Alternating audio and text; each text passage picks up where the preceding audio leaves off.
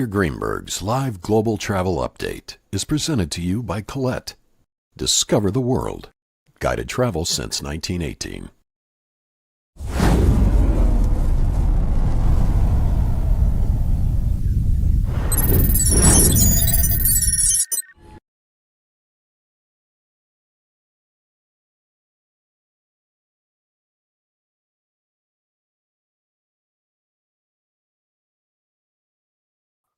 Well, say what you want about the Brooklyn Bridge. We're coming to you today from Manhattan on this first Thursday of February 2026 with our global travel update. So much to talk about. So let's get into it. First of all, I'm now back from one of my longest trips and one of my shortest trips. Longest in terms of miles, shortest in terms of time. I flew last Thursday night to the Kingdom of the Sky, otherwise known as Lesotho, in Africa, one of 54 countries there, one of three kingdoms, right? There's Lesotho, Eswatini, for those of you who remember the former Swaziland, and then in North Africa, you've got the Kingdom of Morocco. Lesotho, if you look at the map, is right in the middle. It's a landlocked kingdom in the middle of South Africa, where they're working on our next 1 hour special as part of our Royal Tour series, which we'll be doing with the King. We start shooting that next month. So I literally flew there Thursday night, and 36 hours later, I was there. I was there on the ground for about 22 hours for an important meeting with the King, and then turned right around and flew back here for another 36 hours. Lovely, lovely, lovely. But a great country. We're going to have a lot of fun doing the shoot and showing it to you. But now let's talk about what's going on in this country. I have a few words I want to share with you about an upcoming holiday a week from this Saturday. You know it. I know it. Valentine's Day. And in the travel and tourism business, it's an opportunity for price gouging. Every restaurant, Valentine's Day menus, overpriced. Every hotel, Valentine's Day packages, chocolates and roses and champagne and flower petals. And why are we doing this? First of all, you're just going to be standing in a long line at a restaurant that just wants to turn tables. The hotels are going to be triple charging whatever they're going to charge you for the room, not to mention the champagne. Do what I do, unless you have nobody to share it with. But do what I do. Go a week later. Bring your own champagne, flowers, and chocolates, and you'll have a much better time. And you can spend the money on something much more substantial and meaningful. This is an overrated holiday. Some might even call it contrived. Yes, it's a conspiracy of chocolate makers and florists and champagne makers and hotels and restaurants. I understand it. I just don't want to support it. And I'm not being a cynical person. I'm being a practical, romantic person who wants to have the romance in knowing that I'm doing something original and sincere, a little sentimental, and certainly romantic. So don't come crying to me on February 15th about how much money you had to spend to stand in line for that chocolate. Don't do it. All right, moving along. Moving along. A lot of stuff to be talked about in terms of air safety this week. We're still talking about that terrible crash in Louisville of the UPS MD-11 and what the NTSB discovered. And what the NTSB discovered is quite frightening and alarming, because what caused that crash was a problem they'd known about for quite some time. It was a metal fatigue and cracking on the wings that had happened on other MD-11s of that age. The FAA knew about it too, and never issued what was called the airworthiness directive they needed to issue. People don't understand that when the FAA issues something called the service bulletin, that's the weakest form of an airworthiness directive. It basically says, hey, there might be a problem, and if you see it, when next time the plane comes in, you might want to look at it. No sense of urgency. Then there's a modified airworthiness directive that says, hey, we found a problem. We think it might be a problem. You think you might have the problem. And you know what? Fix it by July 15th. They give them a deadline. And then there's the ultimate AD, which is what they should have done in this case. We've established not a problem on this plane, but on other planes. And you know what? Until you fix this problem, this plane can't fly. It's grounded. They never did that. And then we lost the UPS plane. And then all this other information comes tumbling out. So what did they do? They grounded the MD-11s pending further inspection, which was going to show them everything they already knew. So what just happened this week? UPS has announced they're retiring those MD-11s. They will never fly again. All of this avoidable, all of this preventable, and all fingers point to guess who? The FAA. They did nothing about it. They were more concerned with the economic impact of making an AD than they worried about a problem that needed a solution immediately because it involved human lives. We're seeing this with the NTSB investigation of the 1 year crash ago, or the 1 year ago crash, of the collision of the American Eagle plane and the military helicopter over Reagan. There were nearly 10,000 near misses in that corridor that never should have been allowed to be used by military. They did it anyway, even knowing those incidents, and the FAA did turn the other cheek, look the other way. Even now, there's legislation pending to restrict military operations away from that airport, and there are lots of people lobbying against that. They want it, knowing full well all the ingredients are still in place to create another disaster. This is not a regulator acting in the interest of safety. It's a regulator acting in the interest of commerce. It's one thing to worry about economic impact, but if you know there's a problem and you know there's a solution and you can implement that solution and you make a conscious choice based on economic impact not to implement that solution, sorry, folks, I'm not a lawyer. I don't play one on TV, but that's criminal negligence. This needs to be addressed. And so I'm continuing to address it. Speaking of that, the FAA finally issued something called a final rule about something else, which might surprise you.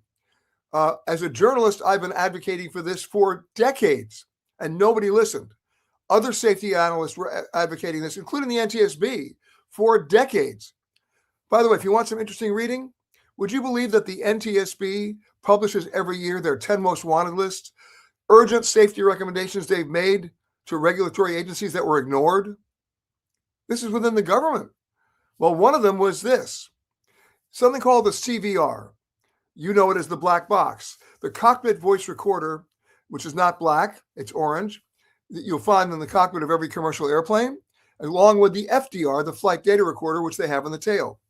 But the CVR, for years and years and years, only gave you the last 30 minutes of recorded conversation in the cockpit, whether it was the pilots talking to the pilots or the pilots on the radio talking to the ground and vice versa. Why would you only want the last 30 minutes? You don't. If there's a systemic problem or a problem with a plane that happened before, wouldn't you want the last couple of days at least?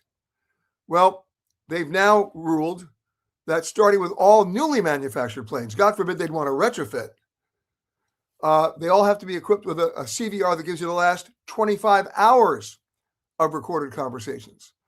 I'd be happier with the last 25 days to see if there's a systemic problem. And I find it interesting that the FAA didn't require it to be retrofitted in all existing planes. Why? They're worried about economic impact.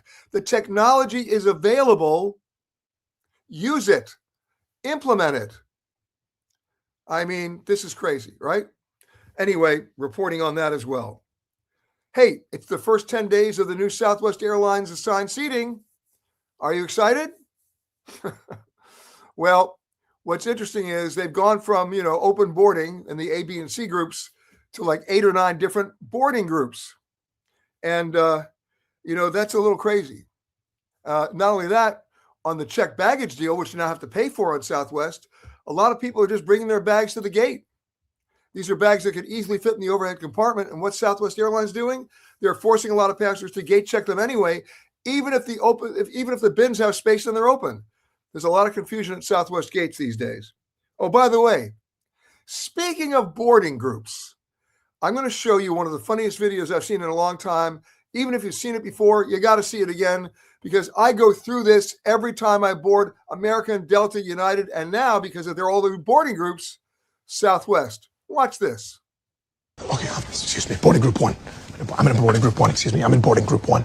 And we would like to begin pre-boarding with our first-class passengers. First-class passengers only, please. Next, our business class passengers may now board. Okay, now we would like to welcome our Regal Alliance Elite members. Regal Alliance Elite members. Okay, now all passengers with children. Okay. Anyone with small children, you may board now. Okay, we would like to continue boarding with uniformed military personnel. What? Why gets... This is... Thank you for your service. Thank you so much for your service. God bless you. Thank you for your service. Thank you for your service. All right, people in wheelchairs. Any priests, nuns, rabbis, imams? What? Why do they get special treatment? Assalamu alaikum. I've never... That's typical. Any old people in wheelchairs with babies? Any old religious people with military babies? What's a military? Thank you for your service. Jason Schwartzman.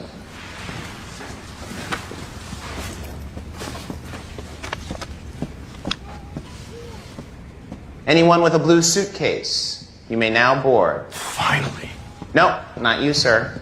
Not me. This is a blue suitcase. That's a blue computer bag. So you're not gonna let me on then?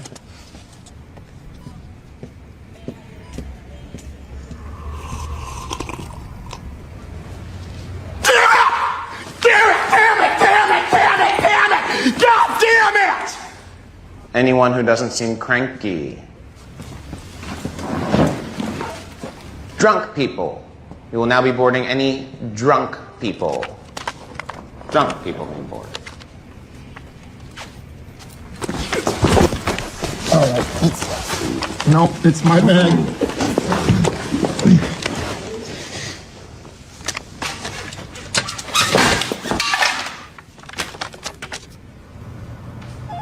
Ooh. Hello? Oh, hey, Christian. Yeah. Totally. Well, you have your favorites and I have my favorites. Okay. Call you later. Ciao, ciao. Boarding group 1.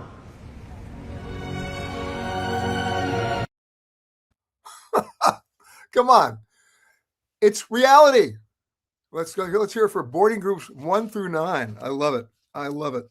I hope you did too. Now let's move on. In the video department, this happened at the Atlanta airport. A former pro baseball player saw somebody like really breaching the security checkpoint at the TSA. And this is just for your entertainment. Just our weekly exhibit of unruly passengers. Roll the tape.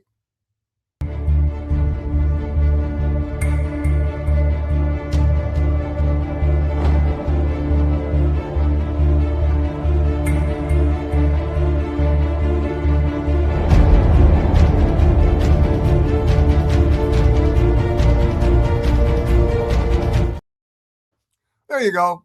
Just a little snippet. And he threw him to the ground. All right. Now, a lot of you like going to the airport sometimes. You're av geeks. You like to watch planes land. This happens all the time at the In-N-Out Burger at LAX, where all the guys with cameras are right there by runway 24 right to watch everybody land. It's cool. I've done it. I mean, I admit it. I'm an av geek. Here's a guy in St. Bart's who got a little bit too close to the runway for this landing.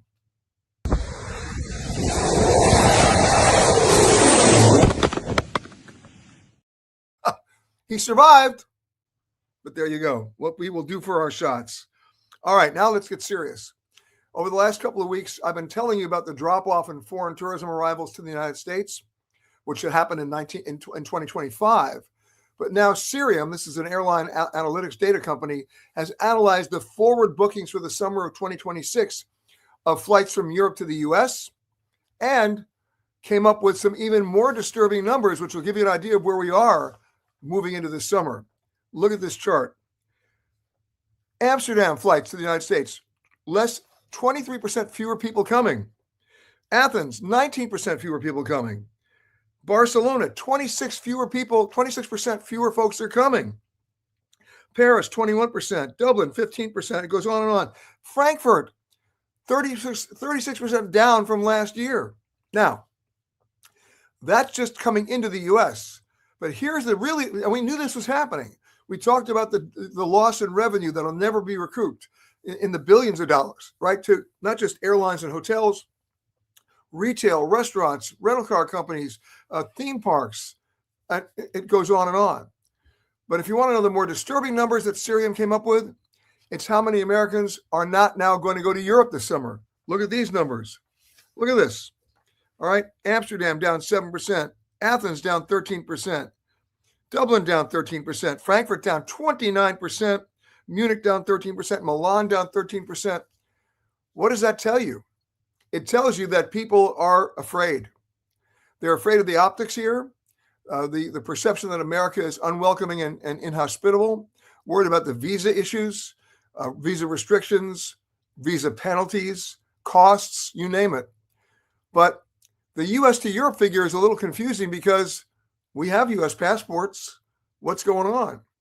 It's a fear, which may be unfounded, but a fear nonetheless that we may not be able to get back based on current administration policies. Now, how does that figure for you?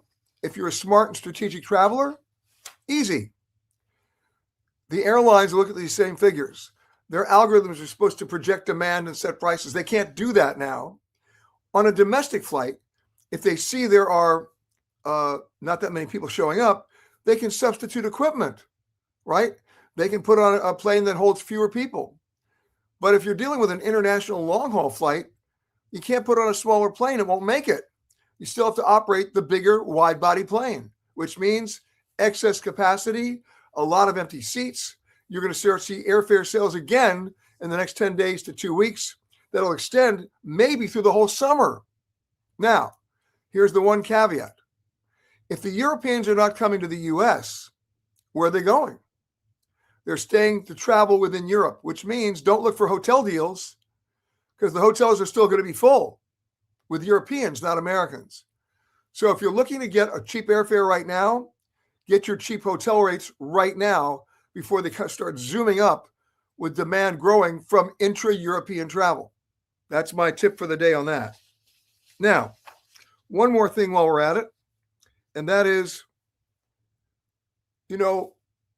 I've said this before. I'm going to continue to say it. If everybody has status, nobody has status. You've seen some of the charts I've shown you before. Well, here's an interesting one. I just got an email from, I'm a major frequent flyer on every airline. I have status. It means nothing. And of course, when you get status, what do they give you? Upgrade certificates. Okay. Companion flight certificates. Can you ever use them? Yeah, if you're going to Des Moines at 3 o'clock in the morning on a Wednesday in November. So Delta just gave me an update. They just sent me a list of all my Delta frequent flyer update certificates. Can you see this chart? They all expired. I never got a chance to use them. Not that I didn't want to use them. Not that I wasn't flying. They were never available. Repeat after me. 3 words. What's the point? We're getting to an inflection point here, folks, with the frequent flyer programs, and we need to deal with that. All right. Oh, and last but not least, this one I want to throw open to you for your comments, and that is there's been a suggestion now, obviously from somebody who's skinny and doesn't weigh very much, that airlines should now be basing their airfares based on what? How much you weigh. And the argument is, if an overweight person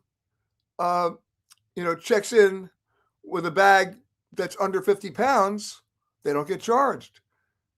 If an underweight person checks in with a bag of 70 pounds, which is still 200 pounds less than the guy who just checked in front of them, they get charged for excess baggage.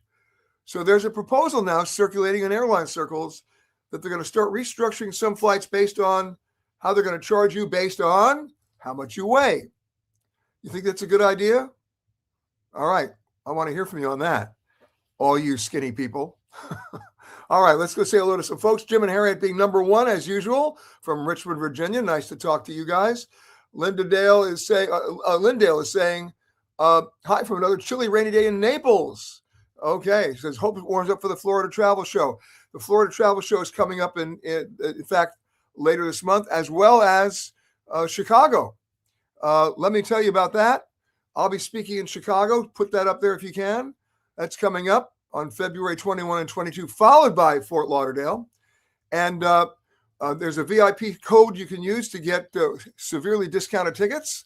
Happy to have you come and talk to you and answer your questions and meet with you there. So again, I'll be in Chicago on the 21st and 22nd of this month, and then again in South Florida at Fort Lauderdale's Convention Center on February 28th and March 1st. So mark your calendars. I hope to see you there. Sue saying hi from Bellingham, Washington. Gail saying hi from a frigid Morrisville, Pennsylvania. Michelle saying hi. Greetings from Long Island. Okay. Sid is saying hello from Thailand. A little bit warmer than it is right here in New York. Scott saying hello again from Chicago. Happy February. I'll be in Chicago on the 21st and 22nd. Camilla's saying hello from Tucson, as she always does. Laura saying hi from New York. Randy's saying from cold Ann Arbor, as it is. I'm sure it's also cold in Madison, Wisconsin today, too.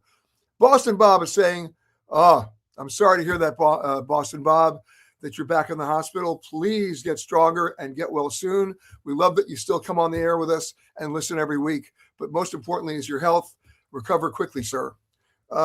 Gail's saying, me and my husband have been married 49 years this April. All right. We don't do anything special for Valentine's Day because we feel it every day. All right. Extra roses, chocolates, and champagne just for you, Gail, as part of my special package. No, I'm kidding. Our good friend Charlie saying hello from Baton Rouge. Nice to talk to you, Charlie.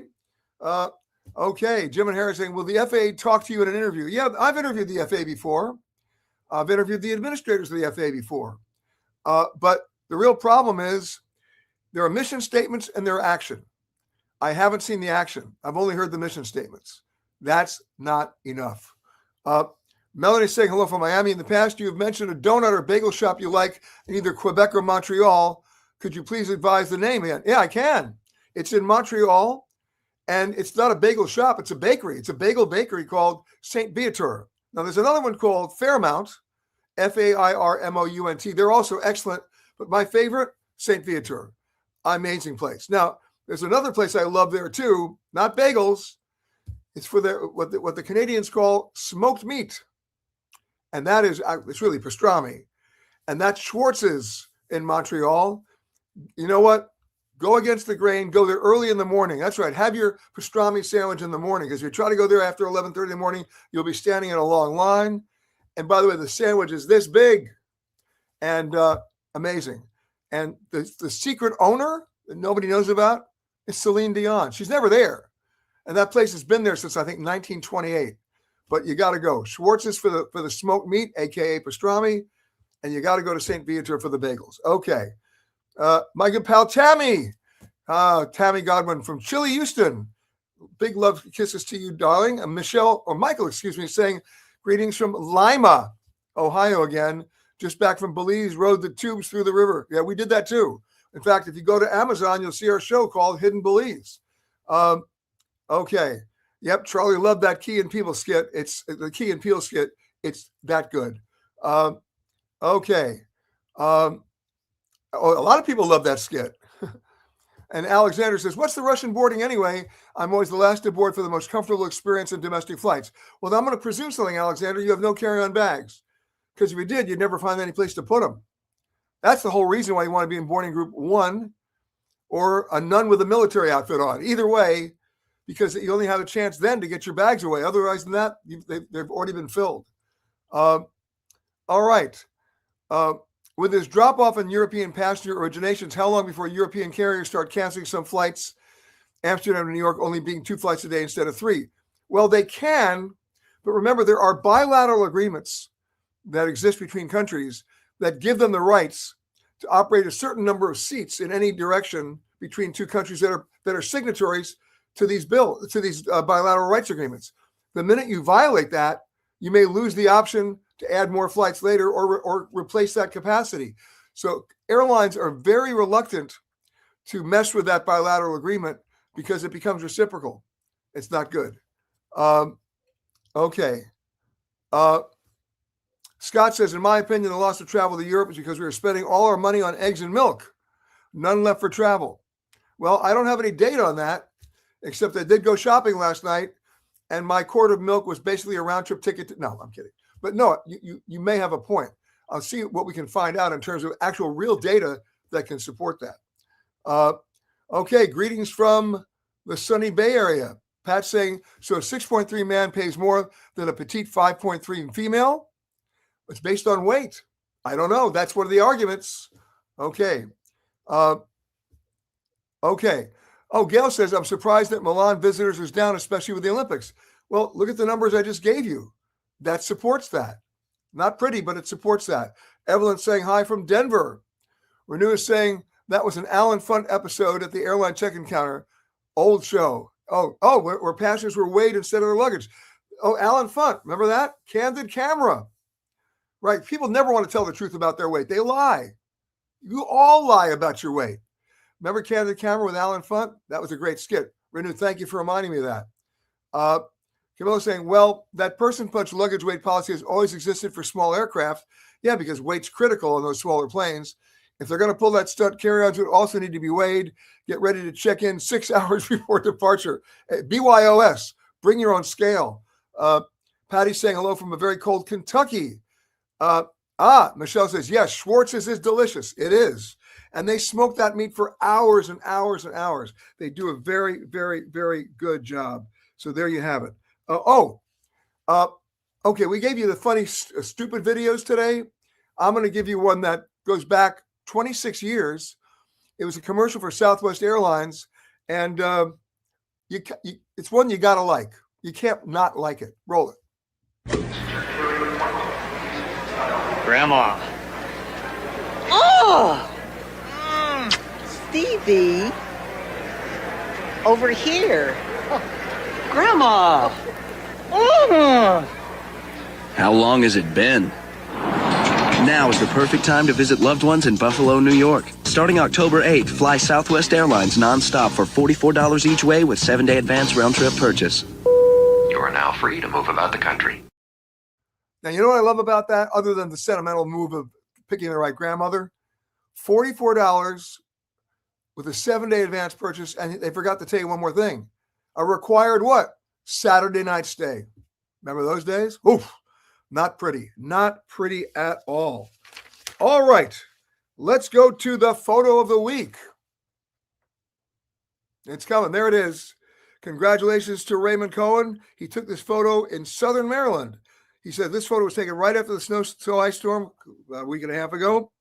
In fact, it was taken on January 25th. So often we tend to see the damage and destruction that occurs, but fail to notice the beauty. I believe that every season has a reason. We just have to take the time to observe that purpose. I couldn't agree with you more. There you go.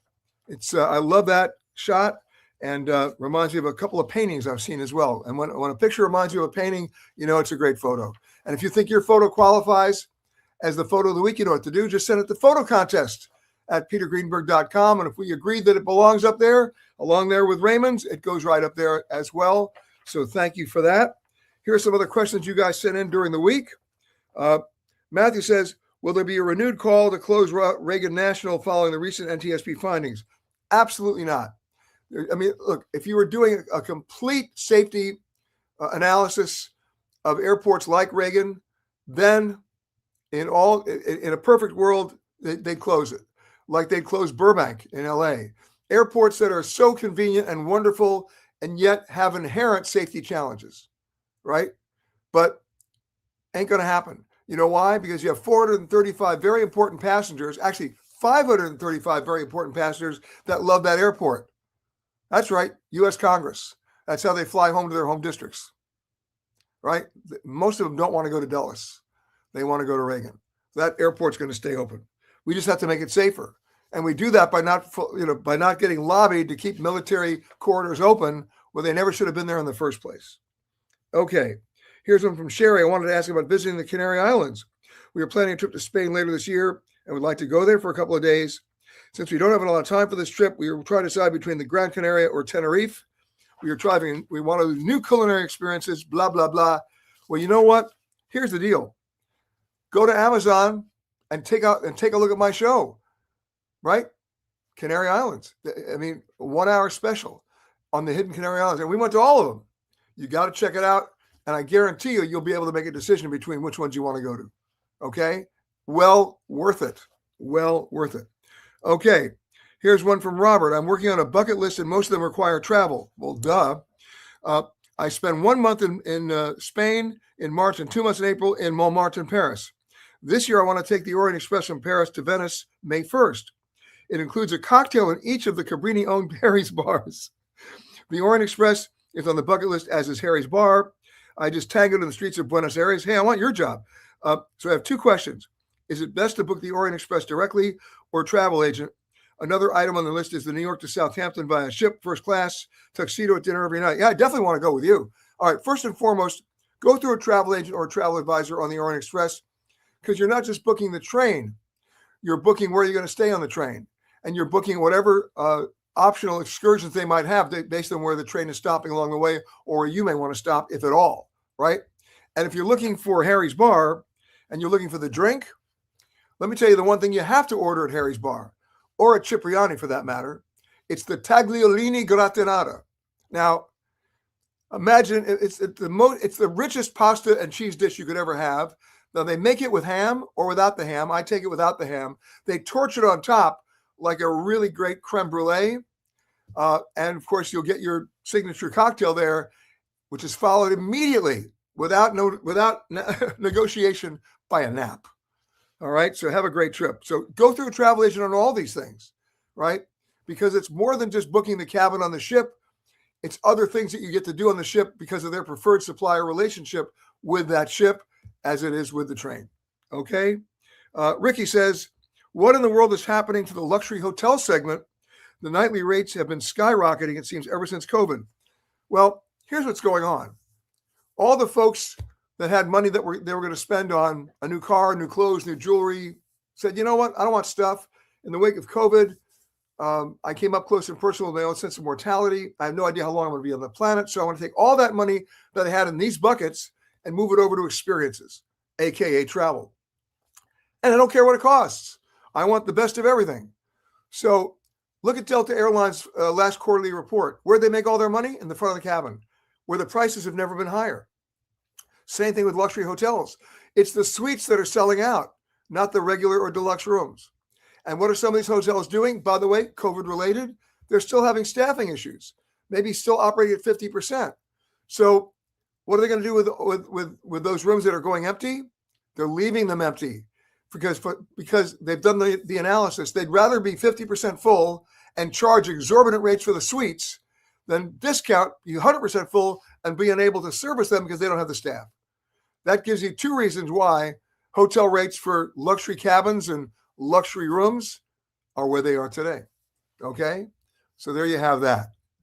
Okay, very quickly before, Sandra says, I loved Hidden Hong Kong. Thank you, Sandra. It's airing right now on Amazon and PBS. Check your local listings. And we've just listed where you can find Hidden Canary Islands. Thank you, Anthony, for doing that. We're just doing that. I see what we're doing. Oh, and Sandra says, greetings from Charlotte. We've been here for 14 years, never saw a flake, and now we have a foot of snow. Unbelievable. Yeah, we know. We know it happens. And by the way, what's the first airport to close when there's snow? It's Dallas. They don't know what to do with snow. What's the last airport to close? They do the most remarkable job of keeping that airport open no matter what the weather. Salt Lake City. Salt Lake City. And congratulations to them. All right. Now, next week, we're going to surprise you. We're coming from a very interesting location. Not going to tell you where, but it's in the U.S. for a change and about 4,000 miles away from here by the time I get there. In the meantime, remember what I said about Valentine's Day. Don't get gouged. Be happy. Be romantic. Do something special on the 17th of February. But on the 13th and 14th, come on. You're smarter than that. Do yourself a favor and your significant other a favor, and they'll appreciate you for it. Especially if you explain that you're spending your money and your energy on them and not the chocolate package. Okay? All right, Anthony, thank you for handling everything out on the West Coast today. I'll be getting on a plane tomorrow to get to our next location. I'll have a great weekend. Of course, listen to our radio show, Eye on Travel. That's this Saturday, starting at 10 a.m. Eastern Time. Check your local listings. You can also find it. We stream it online at petergreenberg.com. About 10:05 a.m. Eastern, you can hear the show. In the meantime, you know where to find me at the Chicago event, at the Fort Lauderdale event, and of course, our next global travel update right before that dreaded Valentine's Day. We'll see you next week, everybody. Have a great rest of the week and a great weekend.